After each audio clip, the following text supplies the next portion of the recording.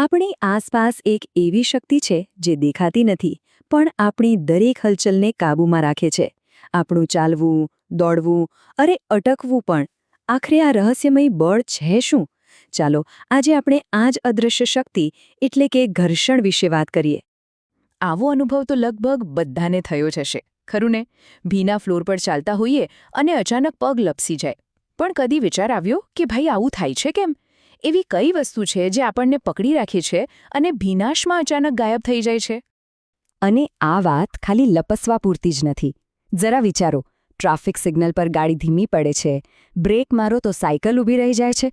આ બધી અલગ અલગ લાગતી ઘટનાઓ પાછળનું કારણ એક જ છે. જાણવું છે શું છે?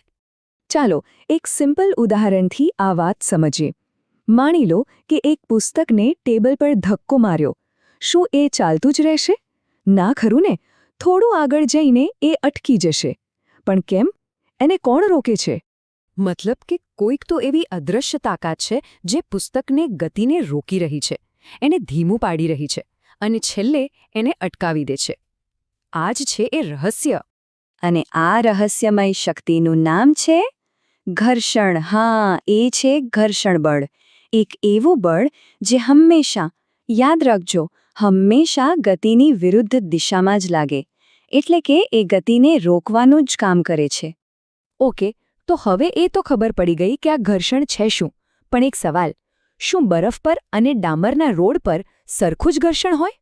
ના, બિલકુલ નહીં. તો ચાલો એ તપાસ કરીએ કે કઈ વસ્તુઓ ઘર્ષણને અસર કરે છે.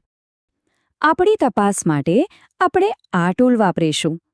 આને કહેવાય છે સ્પ્રિંગ બેલેન્સ. આનું કામ શું છે? એ બસ એટલું માપે છે કે કોઈ વસ્તુને ખેંચવા માટે કેટલી તાકાત લગાવવી પડી. સીધો હિસાબ છે. જેટલી વધારે તાકાત એટલું વધારે ઘર્ષણ.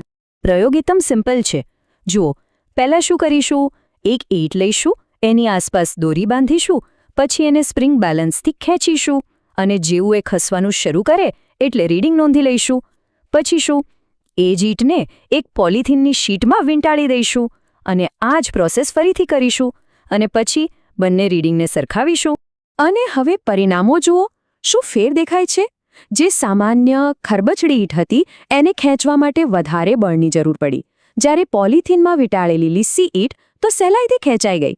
આના પરથી શું સમજાયું? આનો મતલબ એકદમ સાફ છે.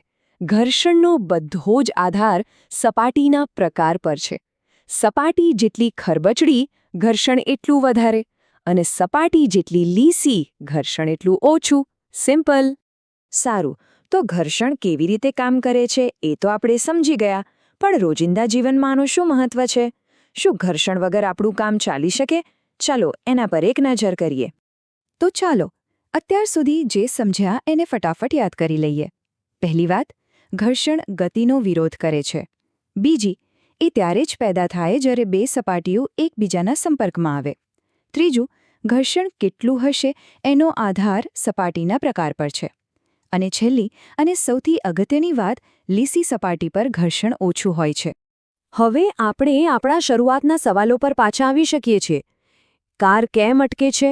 કારણ કે એ ટાયર અને રસ્તા વચ્ચેનું ઘર્ષણ જ એને રોકે છે. અને ભીના ફ્લોર પર કેમ લપસી જવાય છે? કારણ કે પાણીનું પડ એ બે સપાટી વચ્ચે આવી જાય છે, જેનાથી ઘર્ષણ એકદમ ઘટી જાય છે અને બસ આપણે લપસી પડીએ છીએ. તો આના પરથી એવું કહી શકાય કે ઘર્ષણ જરૂરી પણ છે અને ક્યારેક નડતર રૂપ પણ.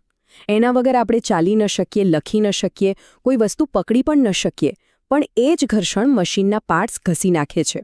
હવે એક છેલ્લો સવાલ. જરા કલ્પના કરો કે આખી દુનિયામાંથી ઘર્ષણ એક સેકન્ડ માટે ગાયબ થઈ જાય તો શું થશે? શું કોઈ ઊભું રહી શકશે? શું વાહનો અટકશે? આના પર વિચારજો.